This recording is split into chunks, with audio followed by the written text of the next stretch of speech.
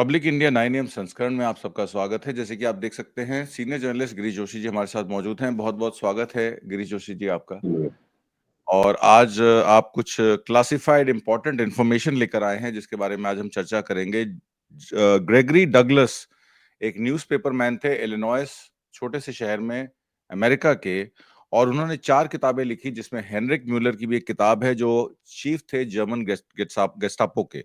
और उसके बाद वो सीआईए के और यूएस आर्मी के एक एसेट बन जाते हैं, जिससे अमेरिका का जर्मनी के ऊपर एकाधिकार हो जाता है। उन्होंने बहुत सारी ऐसी अनप्लेजेंट चीजों पर खुलासे किए हैं, जिसमें उनके साथ रॉबर्ट क्राउली का नाम आता है, जो स्पेशलिस्ट थे काउंटर इंटेलिजेंस और सीआईए ऑपरेशंस के लिए। और उनकी आंख जो थी वो डगलस की साथ लगी हुई थी। एक्टिविटीज जितनी भी उनके पास जो क्लासिफाइड फाइल्स थी, उन्होंने जॉर्जी डगलस के साथ शेयर करी।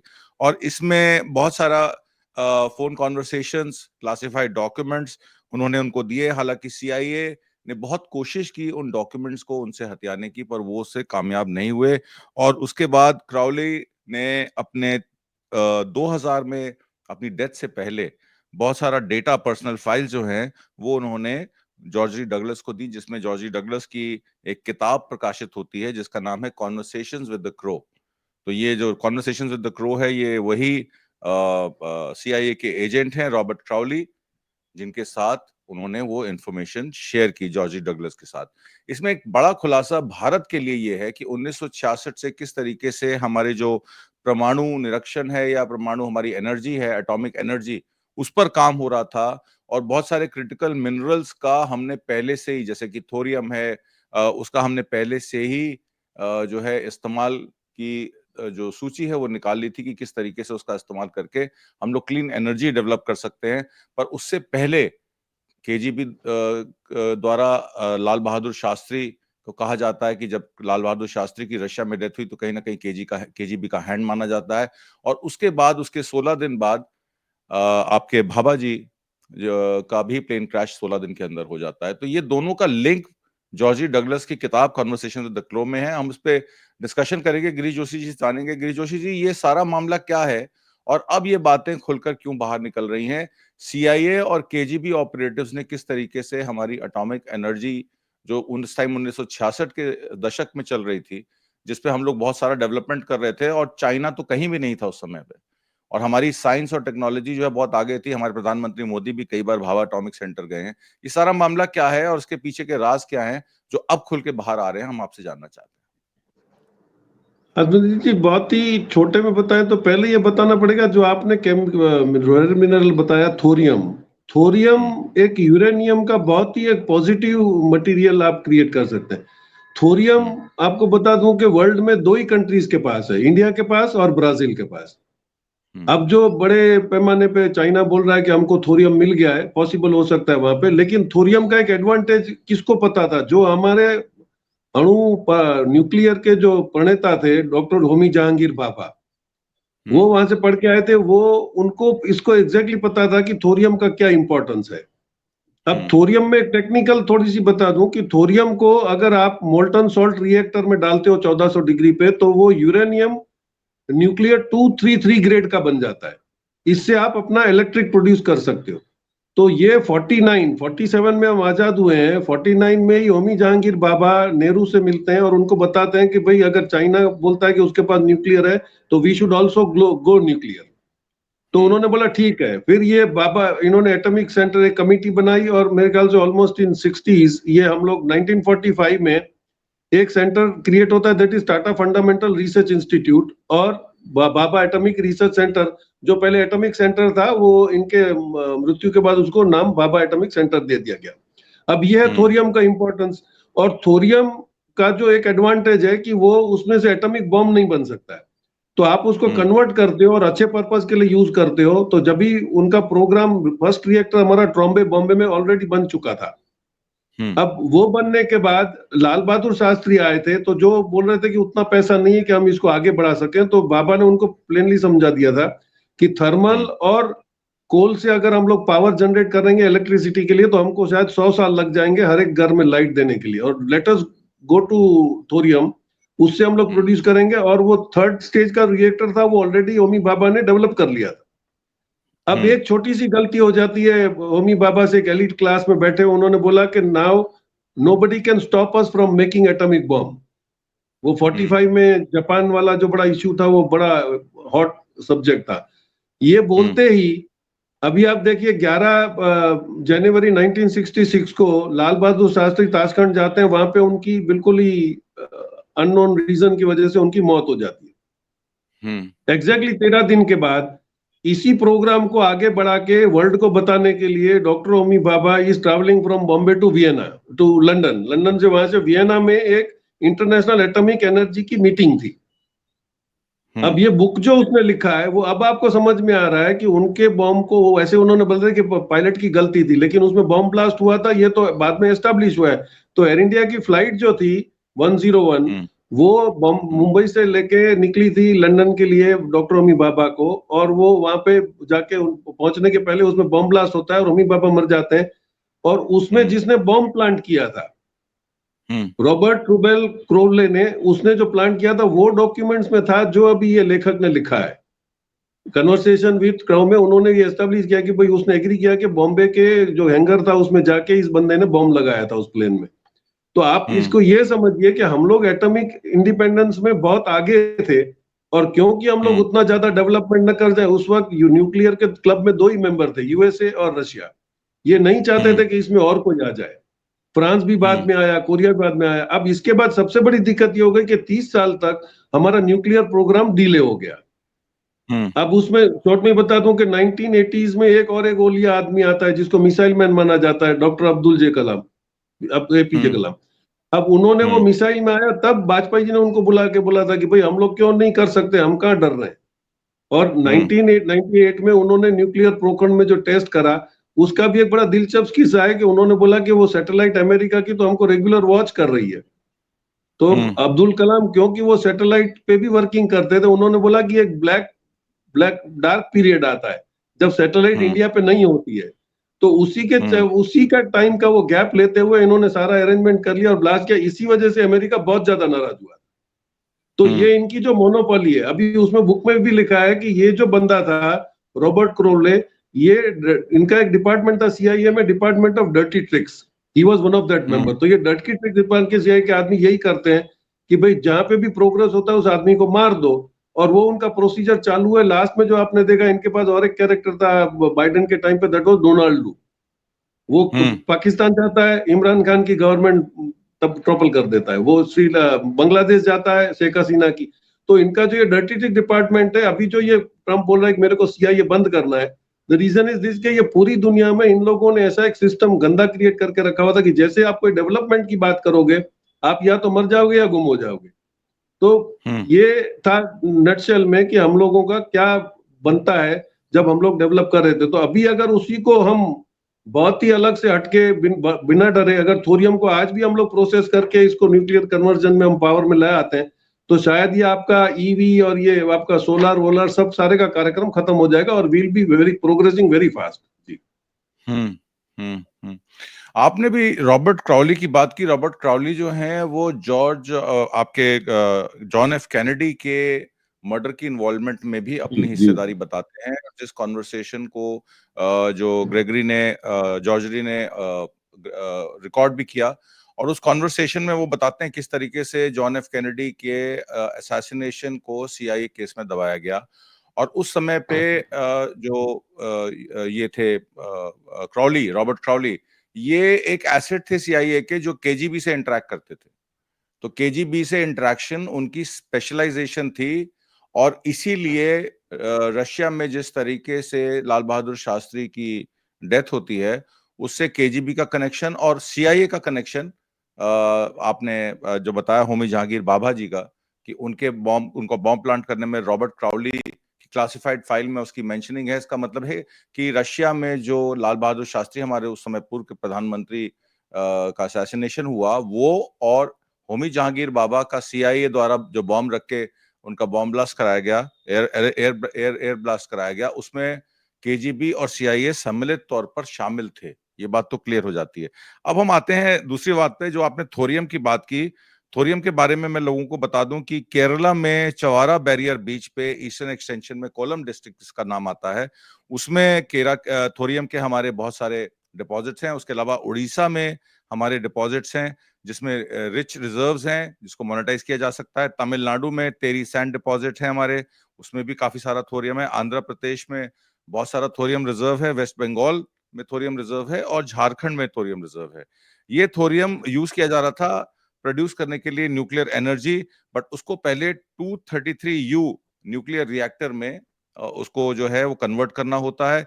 इंडिया का जो first indigenous fast breeder reactor है वो कालपक्कम तमिलनाडु में है, और उसने फिजिबिलिटी, हाँ जी, और उसने थोरियम को एज अ फ्यूल सोर्स जो है वो डेमोन्स्ट्रेट किया है। थोरियम बेस्ड न्यूक्लियर एनर्जी जो है वो साफ एनर्जी है, अबंडेंट ऑल्टरनेटिव न्यूक्लियर फ्यूल की मानी जाती है। तो इंडिया के जो पावर गोल्स हैं, जिसमें 2030 में इंडिया का जो गोल था कि न्यूक्लियर पावर जनरेटर्स की कैपेसिटी को हम अपना इंक्रीज कर लेंगे और थोरियम बेस्ड सिस्टम बनाएंगे जो की रोल प्ले करेगा एफर्ट्स में। और उधर स्मॉल न्यूक्लियर रिएक्टर्स के लिए अब हम अमेरिका से टेक्नोलॉजी लेने पे मजबूर हैं। क्या हम ये स्मॉल न्यूक्लियर रिएक्टर्स अपने तौर पर नहीं बना सकते थे? आज हम अमेरिका पे डिपेंडेंट क्यों हैं इन रिएक्टर्स के लिए? जरा इसके बारे में भी क्लैरिफिकेशन दे दीजिए। देखिए, जब हम बहुत ही दबे हुए दिखते हैं तो ये हमको स्मॉल रिएक्टर दे रहा है। वो स्मॉल रिएक्टर यूरेनियम बेस्ड है, तो यूरेनियम बेस्ड आएगा तो फिर हम अमेरिका की तरफ मुंह ताकेंगे। हमको जरूरत है ही नहीं। 30 गीगावाट्स का एश्योरेंस तो ऑलरेडी बाय ईयर एंड आ गया है कि हम लोग अगर थोरियम से पावर जनरेट कर रहे हैं, और कल्पकम में already we have started that trial जहां पे 30 गीगावाट प्रोड्यूस करना is a child's play now. तो उसी को आप डेवलप कर सकते हो। तो अभी आपको न्यूक्लियर ट्रीटियों से सारी छोड़ के अपने आप को देश के डेवलपमेंट में देख लेना चाहिए। लूट की जरूरत नहीं। वो अपने को अभी और ट्रैप करने का अमेरिका स्टार्ट कर रहा है कि आपको छोटे न्यूक्लियर दिएगा, मतलब आप उनके कंट्रोल में फिर आ जाओगे, क्योंकि आपने वो न्यूक्लियर मूवमेंट जो करोगे दैट इज आर्टिकल 123, आपको उनको बताना पड़ेगा कि कितना लिया आपने, क्या यूज किया। तो सिचुएशन इज फास्ट चेंजिंग। लेकिन गनीमत है, इस वक्त देश में एक ऐसे लीडर की जरूरत है जो बोल देगा कि भाई आपसे जो बन पड़ता है कर लो, हम लोग हमारे डेवलपमेंट में किसी को बीच में नहीं आने देंगे। This is the need of the hour. अब वो सिंपल प्रोसेस है। मैं किसी से बात कर रहा था जो उस लाइन, तो उसने बता दिया कि भाई थोरियम का और एक बहुत बड़ा एडवांटेज क्या है कि न्यूक्लियर वेस्ट जो निकलता है उसका डंपिंग आज पूरी दुनिया में सबसे बड़ा हेडेक हो गया है। कोई भी कंट्री अपने आसपास डंप कर, ये अभी भी कहीं पर चोरी छुपी जाके ये समुद्र में वगैरह डंप कर देते हैं, बट दैट रिएक्ट्स।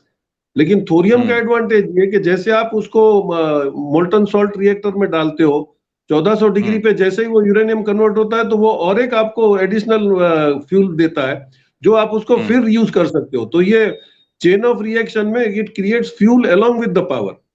तो ये बहुत ही एडवांटेजेस है और ये जानता है। लेकिन सारी दुनिया को दिक्कत ये है कि अगर थोरियम पे हम लोग आ गए तो दुनिया में दो ही कंट्रियों की मोनोपोली रह जाएगी, that is Brazil and India.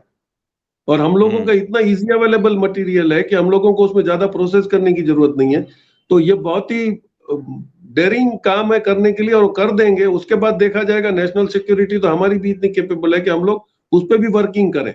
लेकिन अगर ये डीप स्टेट वगैरह ऐसे होकर अगर हमारे डेवलपमेंट को रोकते रहेंगे तो आई थिंक कभी भी जिंदगी में हम लोग ऊपर नहीं आ पाएंगे। जी। थोरियम की प्राइस को लेकर आपने अभी बात की, तो आपने कहा कि टाइप और प्योरिटी को लेकर थोरियम की प्राइस वेरी करती है। थोरियम जो मेटल पाउडर है मुंबई में उसकी कॉस्ट 3,000 रुपए पर किलोग्राम है। थोरियम फ्लोराइड पाउडर है वो कुरुक्षेत्र में मिल रहा है, 600 रुपए किलोग्राम है।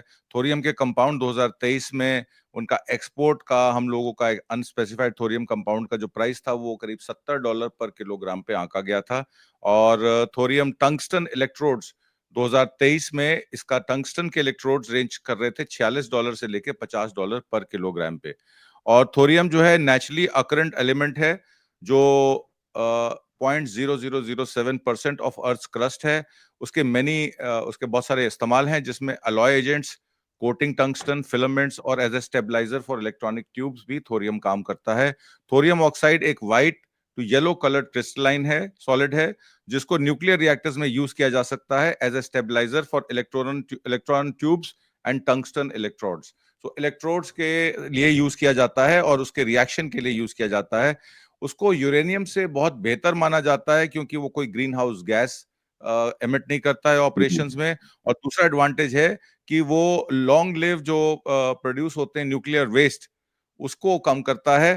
प्रेजेंट डे जो न्यूक्लियर फ्यूल रिएक्टर्स हैं उसमें थोरियम की जो इस्तेमाल है वो बहुत ही महत्वपूर्ण है और उसके कई सारे एडवांटेजेस हैं और यूरेनियम को वो किसी तरीके से रिप्लेस भी कर सकता है। इंडिया के रेयर अर्थ लिमिटेड करके हमारी ऑर्गेनाइजेशन है, पब्लिक सेक्टर अंडरटेकिंग है अंडर डीएई, जो ये प्रोड्यूस करती है, जो माइन करती है थोरियम को इंडिया में।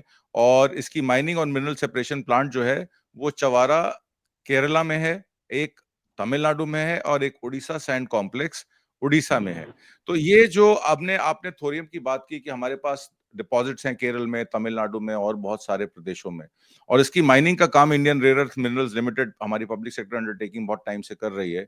तो इसका इस्तेमाल न्यूक्लियर रिएक्टर्स बनाने या उसके इस्तेमाल के लिए हम लोग किस तरीके से बाध्य हैं, क्योंकि न्यूक्लियर सिविल ट्रीटी तो डॉक्टर मनमोहन सिंह ने 2011 में ही अमेरिका के साथ साइन कर ली थी।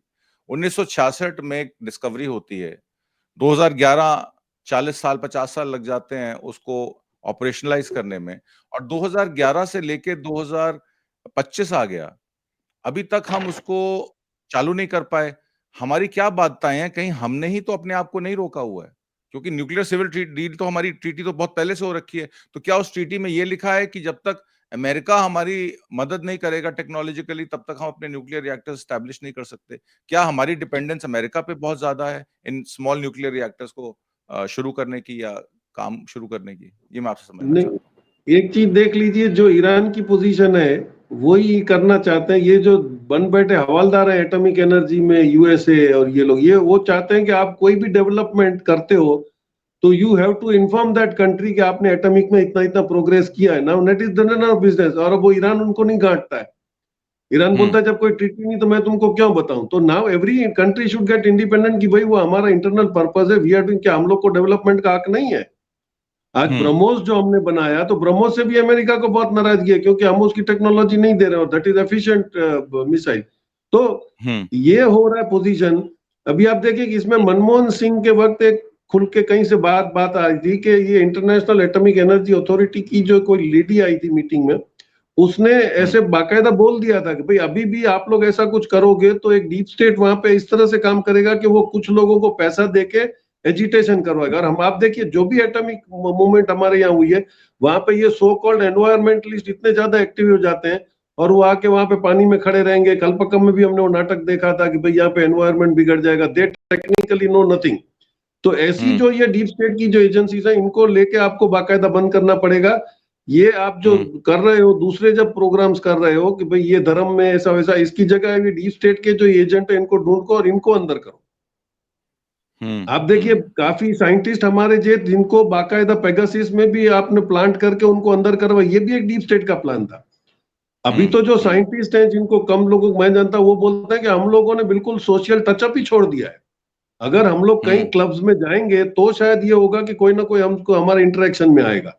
और अभी एक हम्म। प्रोग्राम मैं देख रहा था जिसमें 1400 ऐसे फेक अकाउंट्स हैं, हम्म। अपने इंडिया में भी नहीं बाहर भी हैं, जो किस कंट्री को इन्फ्लुएंस कैसे करना है वो उसी के हम्म। प्रोग्राम को आगे इतना ज्यादा फैला देते हैं कि भाई वो आप बाकायदा।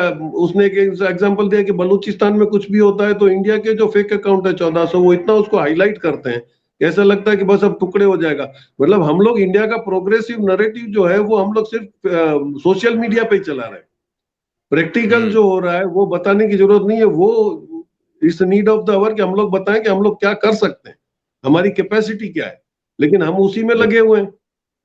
हम्म। जी। हालांकि हमारा डिपार्टमेंट ऑफ एटॉमिक एनर्जी, जिसका मैंने जिक्र किया था, डीओ एई, उनके साइंटिस्ट ने पहले ही कह दिया था कि बहुत सारा इनएग्जॉस्टेबल एनर्जी सोर्स है जो कि एमिट नहीं करता ग्रीन हाउस गैस। और एक 500 मेगावाट का कलपक्कम में न्यूक्लियर प्लांट हमारा जो प्रोटोटाइप लगा हुआ है, जो ब्रीडर रिएक्टर है, वो सक्सेसफुल टेस्ट थोरियम के बहुत सारे कर चुका है already to power the nation. तो मामला ये कहाँ रुका हुआ है, ये तो देश के प्रधानमंत्री बताएंगे।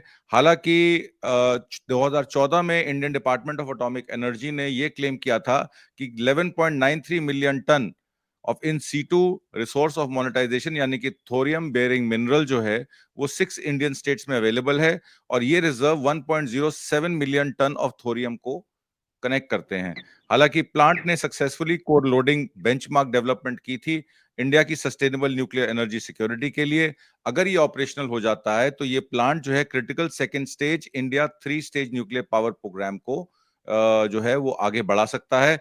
कोर लोडिंग प्रोसेस में कल्पक्कम रिएक्टर जो है वो फर्स्ट अप्रोच थी critically leading to power generation. तो इसका मतलब है कि थोरियम का इस्तेमाल हम लोगों ने जो किया था, हमने जो प्रोटोटाइप कल्पक्कम में बनाया वो सिर्फ पावर जनरेशन के लिए था। हमारी यूरेनियम रिजर्व्स और न्यूक्लियर सप्लाई ग्रुप की सब्सटैंशियल एक्सपोर्ट कंट्रोल रिजीम ने हमारी न्यूक्लियर पावर को या न्यूक्लियर पावर एनर्जी के रिसोर्सेस को रोका हुआ है। इस पर हमें कदम उठाना चाहिए। और जिस तरीके से ये खुलासे, अब आपने देखा जॉर्ज ग्रेगरी डगलस और रॉबर्ट क्राउली की किताब जो आई है, मैं चाहता हूं सब लोग उस किताब को पढ़ें। टाइटल में मैं उसका शीर्षक जो है वो भी आपको लिंक भी भेज दूंगा। तो उससे ये बातें क्लियर हो जाती हैं किस तरीके से डीप स्टेट यानी कि केजीबी, सीआईए और विभिन्न एजेंसियां भारत को आगे विकास करने से रोकती हैं। और इसके लिए पूरे भारत को सजग होकर, एकजुट होकर जुड़ना पड़ेगा। अगर हम आपस में ही लड़ते रहेंगे तो डीप स्टेट हमेशा कामयाब रहेगा हम लोगों को तोड़ने के लिए। आज की परिचर्चा में भाग लेने के लिए और बहुत सारी महत्वपूर्ण जानकारियां देने के लिए गिरीश जोशी जी, आपका बहुत बहुत धन्यवाद, शुक्रिया, थैंक यू, जय हिंद।